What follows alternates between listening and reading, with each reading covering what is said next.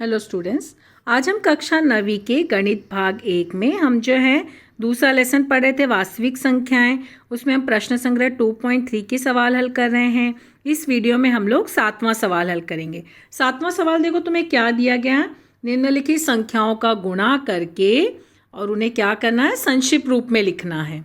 मतलब गुणा करना और संक्षिप्त रूप लिखना है। गुणा करने के बाद संक्षिप्त रूप मतलब उसका अगर कोई गुणनखंड निकल रहा है, करनी से संख्या बाहर निकल रही है तो उतना भी हल करना है। मतलब खाली गुणा करके ही नहीं, वहाँ पे स्टॉप करना है।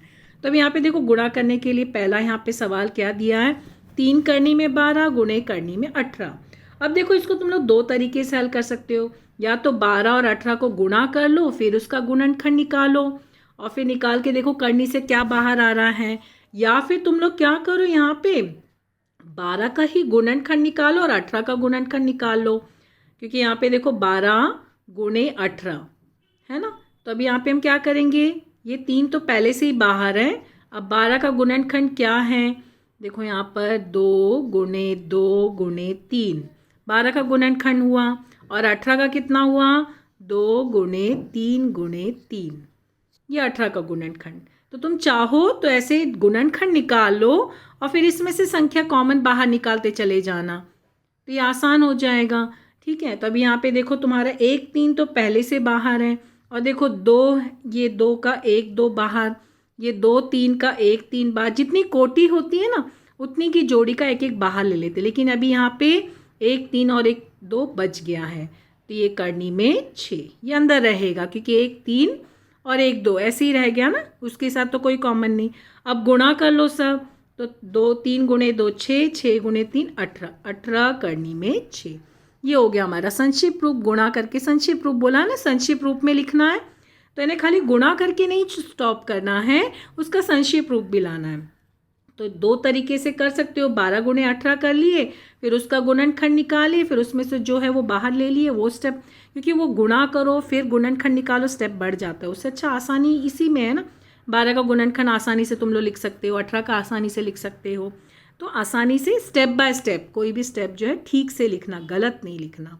दोनों तरीके से गुणा कर सकते हो। चलो अब दूसरा सवाल देखते हैं। दूसरा सवाल क्या दिया है, 3 करनी में 12 गुणे 7 करनी में 15। तो अब यहाँ पे हमारा आंसर दूसरा क्या है, देखो 3 और ये 7 तो ऐसे ही रहा, और कोष्टक में कितना हुआ 12 गुणे 15। तो 3 गुणे 7 तो 21 हुआ।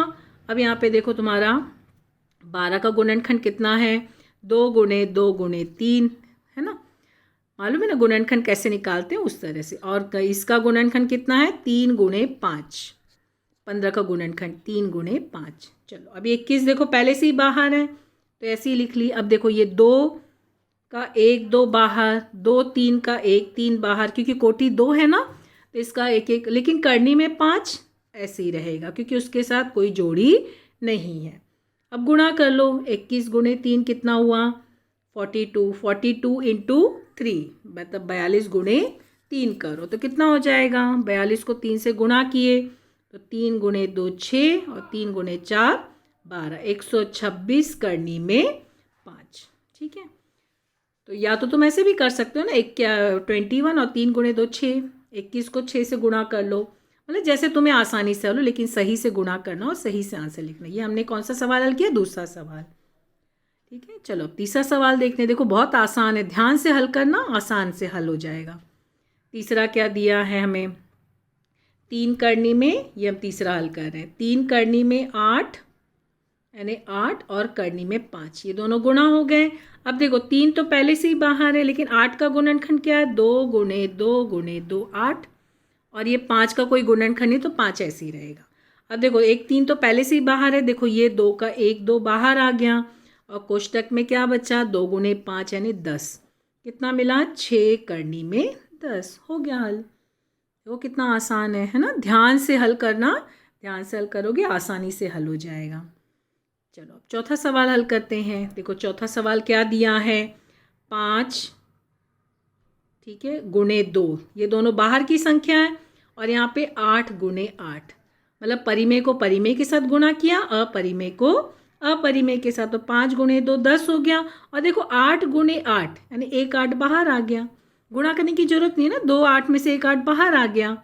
अब 8 गुणे 10 कितना हुआ? 80। हो गया आंसर हल। ठीक है, ध्यान से यहाँ 8 का गुणनखंड हम लोग क्यों नहीं निकाले?